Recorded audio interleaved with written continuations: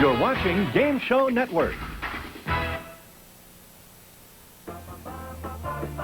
Ladies and gentlemen, Gary Moore.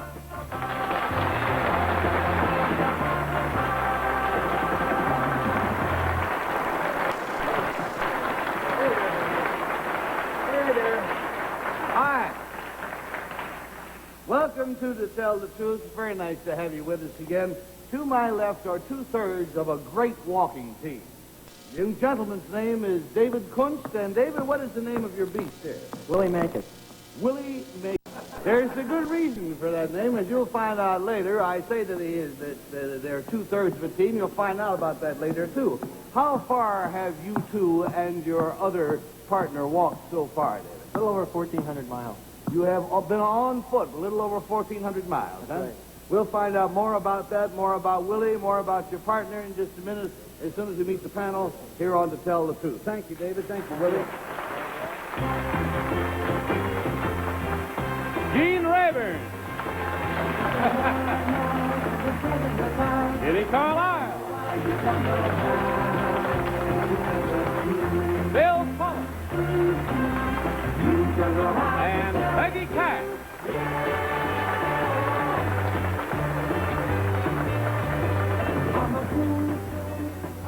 Us fellas are kind of drab, but us ladies, I'll tell you, are a rainbow. Beautiful. Gorgeous. And I want to tell you, if you get a chance not to get near to that mule, you grab it. I've played with a lot of mules in my time. That one's not real happy about being in the show business at all. At all. He tried to bite me, and so I moved. He tried to kick me. That's nice. But now, let us meet our ambitious walker. Number one, what is your name, please? My name is John Kuntz. Number two. My name is John Kuntz. Number three. My name is John Kuntz. All right, and here's the John Kunst story. It goes like this. It says, I, John Kunst, have an extraordinary objective, namely to walk all the way around the world. Now, other people have had their dreams, sure, but there's no denying that this is the most unusual plan afoot. Actually, my brother David and I are walking together in the company of a pessimistically named mule called Willie Make It. We've already tramped over 1,300 miles and estimate it'll take around 3 years to complete our globe-girdling grind. I want you to know that we're putting our peregrinations to good use. You see, along the way, we accept contributions to that wonderful organization, UNICEF, the United Nations Children's Fund. Signed, John Kuntz.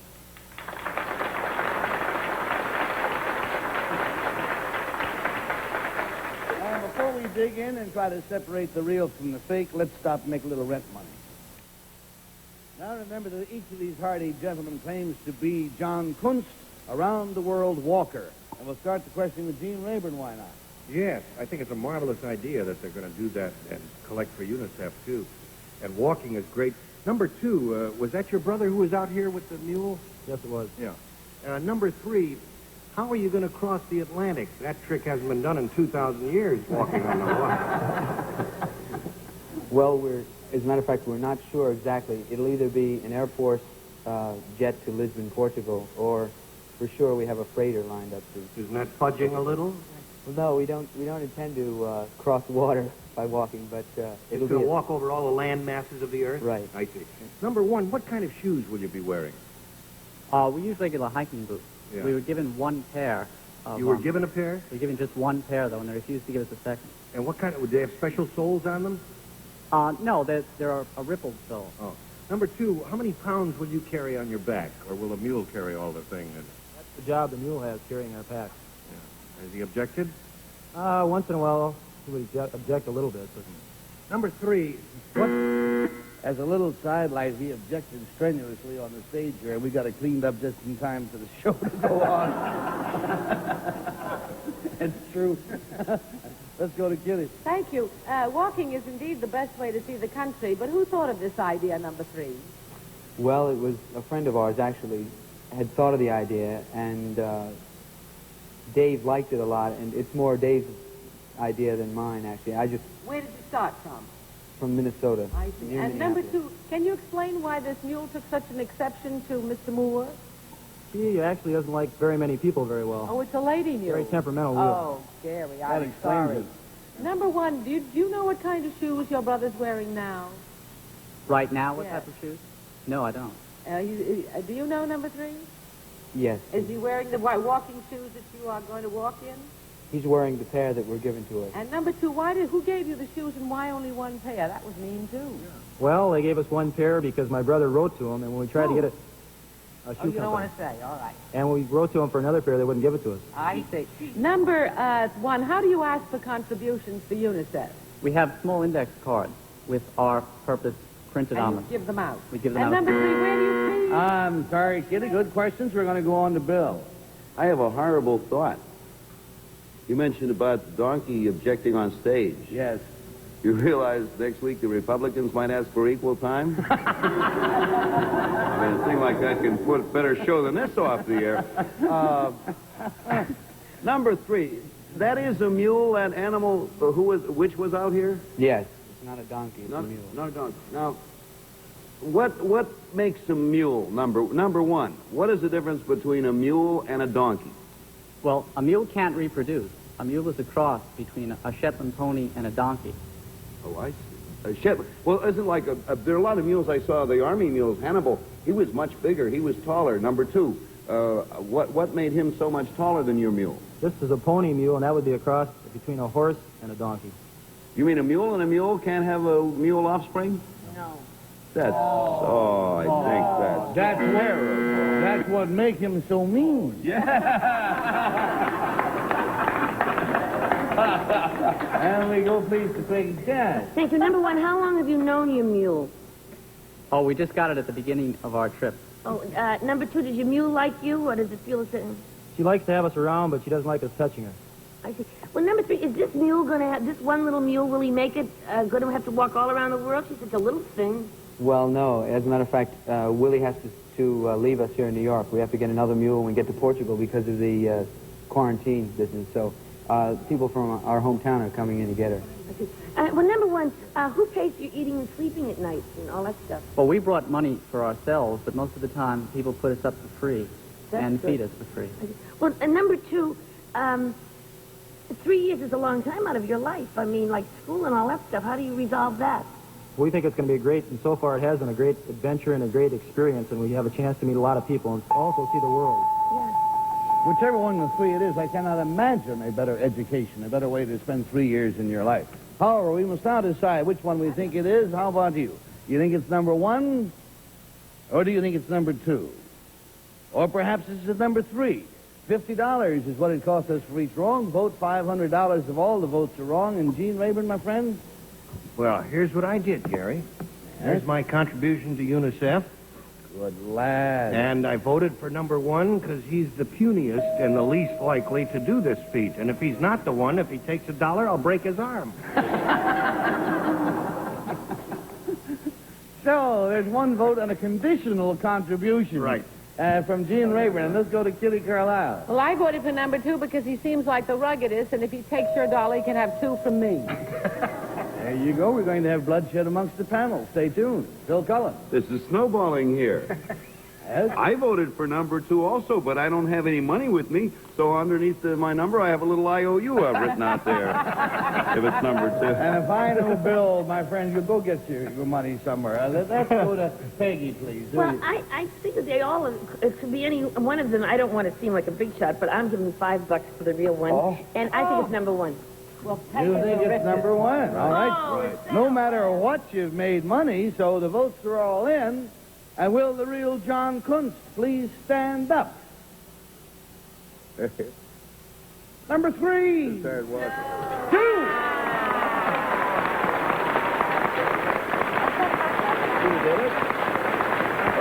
Thank you, John.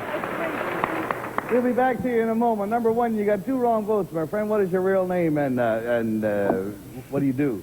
My name is Paul McGoldrick, and I'm a student at Fordham University. Aha.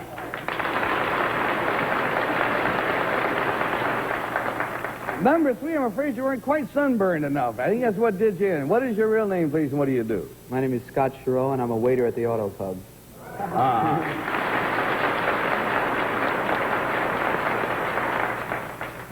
John, have you had any trouble getting a passport to walk your way through Russia?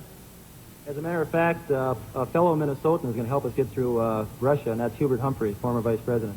He's going to make the arrangements for us. And how come you're going in an Air Force plane to Portugal? Well, that's not for sure. We might be on a freighter. Hey, don't go in the winter to Russia with the mule. It's too cold and everything. And they'll eat them over there because there's a food shortage. I tell you, furthermore, Napoleon got into all kinds of trouble trying to do that.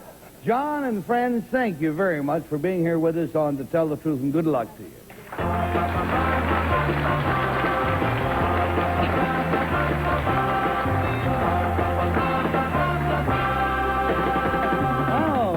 We have really an intensely interesting spot. The right of trial by jury is the basis of our legal system and probably the most democratic of all of our governmental structures. Now, trial by jury has a long and an honorable history. Our next guest has written a fascinating footnote to that chronicle, and we'll find all about that right after these messages. And now let's meet our book-writing juror. Number one. What is your name, please? My name is Jerry Chester. I'm Executive Vice President of Goodson Todman Productions. Number two. My name is Ann Nixon. I write affidavits and teach the imposters how to lie on Goodson Todman to tell the truth. Number three. My name is Ira Scutch, and I'm the director of another Goodson Todman program, Beat the Clock. Now, panel, you know all three of these people. You know them well, each in his own or her own job. You know that each of these people is quite capable of writing a book. Each of them has it in him or in her, but I don't think that any of you know which one has actually written the book. That's what we're going to try to find out. Here is Jerry Chester's, or Ann Nixon's, or Ira Scutch's story, and it goes as follows. I, Jerry Chester, or Ann Nixon, or Ira Scutch, worked for Goodson Todman, the producers of To Tell the Truth. Some time ago, I answered a summons for jury duty. To my surprise, I found myself serving as one of the 12 jurors on a murder trial. 2 young men were accused of robbing and shooting an elderly dentist. My fellow jurors and I all represented widely different social, economic, and racial backgrounds. But when it came down to deciding guilt or innocence, each of us acted as an individual human being, not as a member of any special group. I felt that the inner workings of a murder trial jury was a subject that would shed light on the American system of law and justice. So without telling my friends at Goodson Todman about this project, I wrote a book about my experience. I call it The Ninth Juror. Signed, Jerry Chester, or Ann Nixon, or Ira Scutch.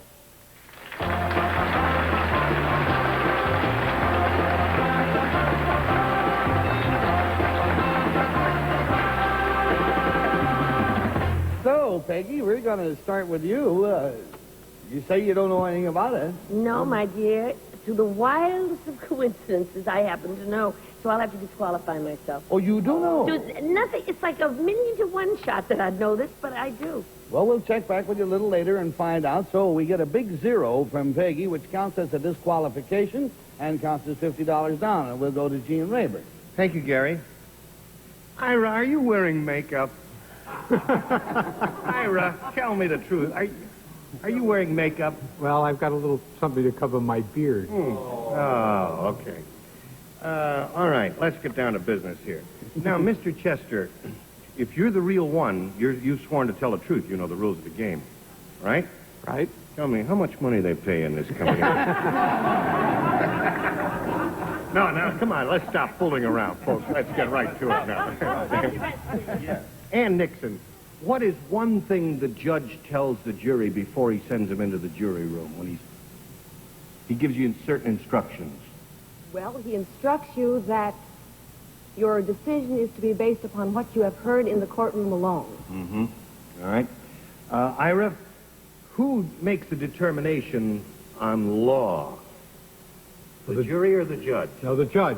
The judge, all the jury does is to determine the facts. Okay. Now, Jerry, how many weeks did this trial take? It took almost 3 months. Thank you. That takes us Kitty, please. Good heavens. Juror number 2, Anne. What was the background in terms of economic and individual status of the jurors, in broad strokes?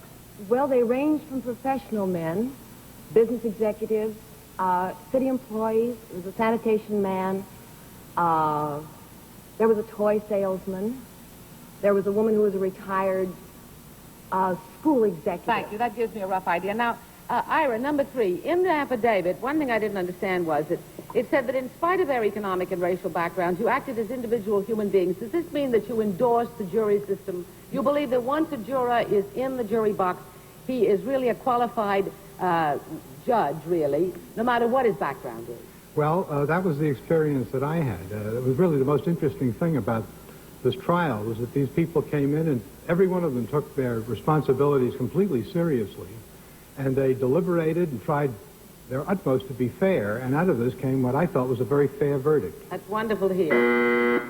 Okay, thank you, and that takes us to Bill Cullen. I have little or no hope on this, Gary, because Ann briefs the contestants on this show, and Ira's a producer, director, and Jerry's an executive vice president. They're all great liars. Wouldn't trust any one of them. By the very nature of the way they earn their living. How long did your trial last, Ira? My trial was 3 weeks. Did they let you off? For good behavior. Yes, they let me off for good behavior. And we have a 3-month trial and a 3-week trial. How long did yours last? 2 months and 1 week. How long, Jerry? Jerry, how long did you work on the book? About a year and a half. Did you begin, Ira, did you begin working on the book while the trial was still in progress? No, not really. I only decided to do the book later. I wonder if that's... Ann, number 2, if you had started the book while the trial was still in progress, would there be anything illegal about that? Anything that the court might not like? Well, I hope not, because I did start the book while the trial was in progress. Oh, dear, we can... Hey, Jerry, number 1. I'm sorry. Time is up. Huh? I want to know how it came out. Well, we're going to find out about that. I guess, amongst other things, you buy the book. Oh. That's how you find out, you dum-dum. Right now, you got to vote. And who is it? Do you think it's Jerry, number 1? Is it Ann, number 2? Is it Ira, number 3? It's going to cost us $50 if he gets wrong. It's going to cost us $500 out of Jerry's pocket. If everybody's wrong, I hope everybody's wrong. I want to watch him blanch. If it turns out to be him indeed. And let's find out who's going to start I believe, Peggy, you start the vote. Of course, you've got a disqualification. That's right. And let's go to Gene. Well, I must say they know how to lie. Oh, yeah? I am totally baffled, and as close as I've been to Ira and working with him, you know, I don't know. So I just took a shot in the dark that it was Ann Nixon who did it. She could have done it. Right girl. And let's go to Kitty. Well, I have a feeling that all 3 of these people are really patriotic, concerned Americans, and it's the kind of thing they would write. But I think Ira's, if you'll forgive me, a little more that kind of an American. So I voted for number 3. So it is 1 for 2 and 1 for 3, and Bill Cullen is sitting there shaking his head. That's only because Ira is taller than the rest of them. That's the only... No, I know all these people, 2 of them very well, the 2 gentlemen. If I ever knew anyone who could and would write a book, it's Jerry Chester. So for that reason, I voted for Jerry. Very well. Here is the reveal. Here is the book. It is called The Ninth Juror. It has a very handsome jacket. It is The Ninth Juror. It is written by Jerry Chester. Jerry Chester, stand up.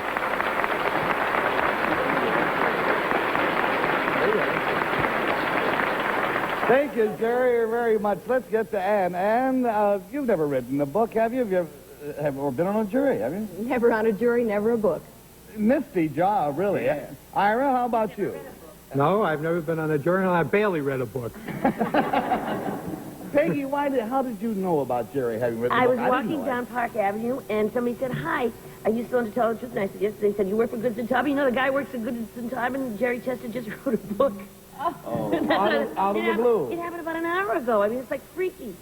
How about that? Well, thank you for disqualifying yourself. Jerry, congratulations. Thank you, Gary. Why do you call it? The one question didn't come out. Why is it called The Ninth Juror? I was the 9th juror. Ah, indeed.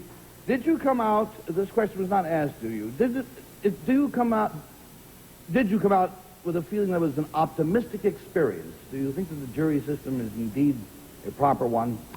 I found it a very impressive experience. It revealed a great deal about our trial system and about human beings. Most of the people behaved in ways that really were not expected of them, contrary to stereotype, and I thought they took on their job very seriously. It went on for a long time, the deliberation. We were put up in a hotel overnight.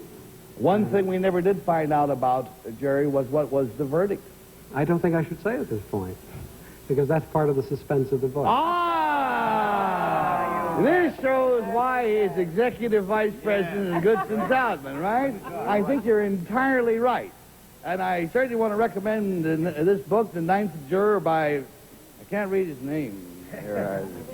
Anyhow, Jerry, good luck to you. And thank you very much, Ira. Thank you so much for being with us here on To Tell the Truth.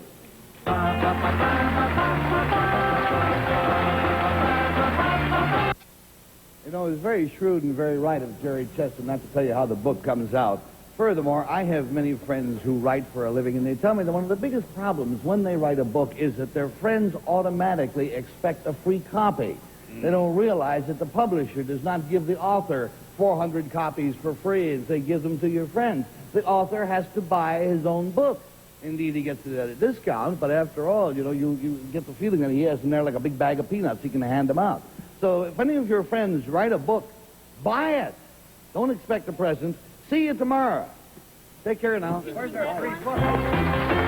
In addition to the Cash Awards, our central character today will receive suddenly a carousel wig. Can be worn smooth, tousled, clipped, or with special occasion curls.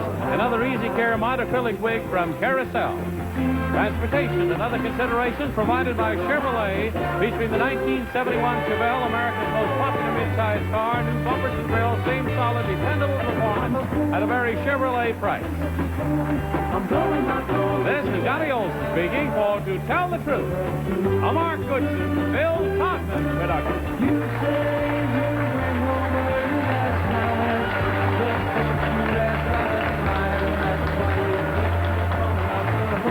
and never to catch my call. It's a mile ride, a kiss is a blind, I'm gonna fly.